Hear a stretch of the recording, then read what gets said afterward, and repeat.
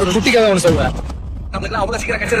அவ்வளவு ஈஸியால இந்த உலகத்துல நம்மள வாழ விட மாட்டோம். முதல் நாள் இருந்து இப்ப வரைக்கும் கையில கிடைச்சதை எல்லாத்தையும் வச்சு அடிச்சுக்கிட்டு ஆடிக்கிட்டு பாடிக்கிட்டு மத்தவங்கள தன்னைத்தானே ஒரு கோமாளியா காமிச்சுக்கிட்டு மத்தவங்கள சிரிக்க வச்ச ஒரு உன்னத கலைஞன், ஒரு டைட்டில் வின்னருக்கு ஒர்த்தே இல்லை அப்படின்னு நீங்க பேசுற விஷயங்கள்லாம் உண்மையா அவர் டைட்டில் அடிச்சதுக்கு அப்புறம் தான் அதோட வேல்யூ தெரியும். இந்த மனுஷனுக்கு அந்த தகுதி இருக்கு. அடுத்த ஒரு வீடியோல பாருங்க. பாட்டு பாடுறாரு, நீங்க எடுத்து இருக்கிற டப்பாவெல்லாம் எடுத்து தட்டுறாரு. குறுக்க அந்த கௌஷிக் போட்டு ஒரு வழி பண்ணுவாங்க. உள்ள இருக்கிறவங்களும் சரி, வெளியில இருக்கிற ஒரு சிலரும் சரி, இவர் கையில கிடைச்சதை வச்சுக்கிட்டு பாட்டு பாடிக்கிட்டு சிரிக்க வச்சுக்கிட்டு இதை தாண்டி என்ன பண்ணாரு? பிக் பாஸ் மாதிரியான ஒரு ஷோல ஃபுல் அண்ட் ஃபுல்லா என்டர்டைன்மெண்ட் பண்ணி பார்த்துட்டு இருக்கிற ஆடியன்ஸை வயிறு குலுங்க சிரிக்க வச்சு அவங்களோட மனசுல இடம் பிடிச்சு அது எல்லாமே ஓட்டுக்களா மாறி இருக்கு. இதை தவிர என்ன பண்ணணும்? அடுத்த ஒரு வீடியோல பாருங்க.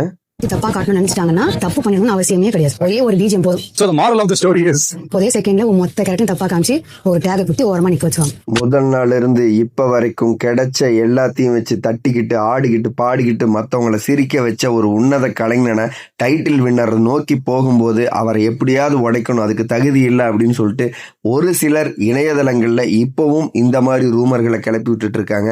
இந்த மாதிரி விஷயங்கள் ஒருத்தனுடைய உன்னதமான உழைப்பை உடைச்சிடாது அப்படிங்கிறது என்னுடைய கருத்து. அடுத்த ஒரு வீடியோல பாருங்க.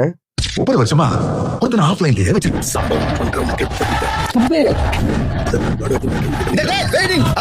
30 வருஷமா வெயிட் பண்ணி காத்துட்டு இருந்துட்டு உள்ள ஒருத்தர் பிக் பாஸ் சீசன் 9ல என்ட்ரி கொடுத்துருக்கான். டைட்டில வாங்காம வெளியில வர்றதுக்கான வாய்ப்புகள்ல இவருக்கான ஒர்த் என்னன்னு தெரியும், இவரோட தகுதி என்னன்னு தெரியும், இவர் உழைச்சிருக்கிறாங்கிற அந்த உண்மையான அற்புதமான அந்த அர்ப்பணிப்புக்கு மக்கள் இன்னைக்கு வரைக்கும் காட்டிட்டு இருக்கிற ஓட்டுக்கள் என்னைக்கும் மாறாது.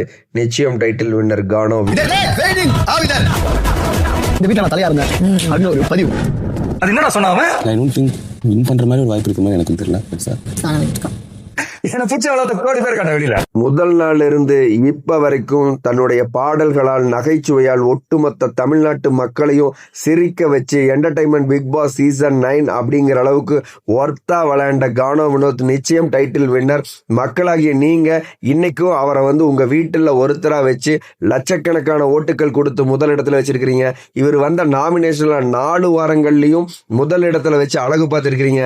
மக்களாகிய நீங்கள் உங்க மனசுல கானோ வினோத் டைட்டில் வின்னர் அப்படிங்கறத நீங்க உங்களுடைய ஓட்டுக்கள் மூலியமா சொல்லிட்டீங்க. சோசியல் மீடியால நிறைய சேனல்கள் யார் பிக் பாஸ் சீசனோட டைட்டில் வின்னர், யார் நல்லா விளையாடுறாங்க அப்படின்னு கேட்ட கேள்விகளுக்கு மக்கள் சொன்ன அந்த கருத்துக்களை வீடியோல பாத்துருங்க.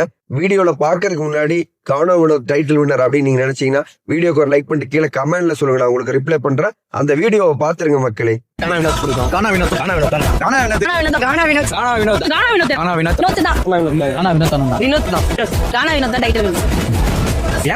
கிடையாது, மக்கள் சப்போர்ட் ஃபுல்லா வினோத் தான். வினோத்னா மட்டும் கப்ப இல்ல, அவரு அந்த பெட்டி எடுத்து போயிடலாம். 6 டைட்டில் என்ன கேட்டா